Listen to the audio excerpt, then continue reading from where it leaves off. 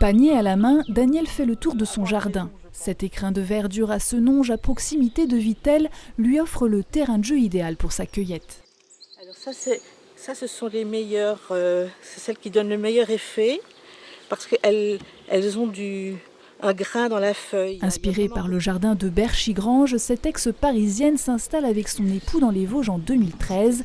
Elle décore alors sa demeure avec des luminaires faits main en prenant des textiles de grands créateurs comme Pierre Frey et Canova.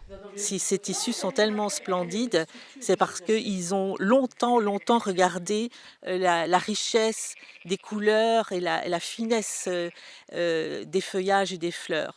Donc en fait, j'ai retrouvé un petit peu les sources de leur inspiration et j'essaye de rendre avec des feuillages le caractère précieux de ces grands tissus.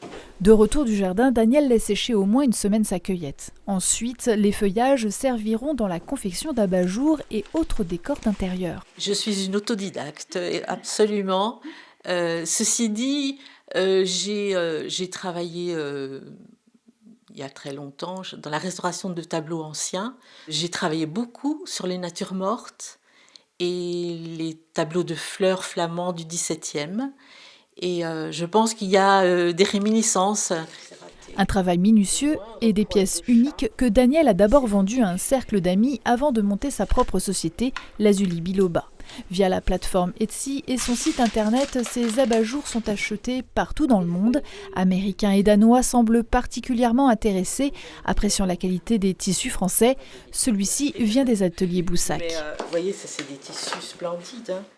Un abat-jour dans un beau tissu, ça fait comme une sculpture lumineuse. Donc en fait, on peut entièrement meubler, décorer une maison ou un appartement avec des luminaires. Au vu de son succès, l'entreprise Lazuli Biloba ne demande qu'à grandir.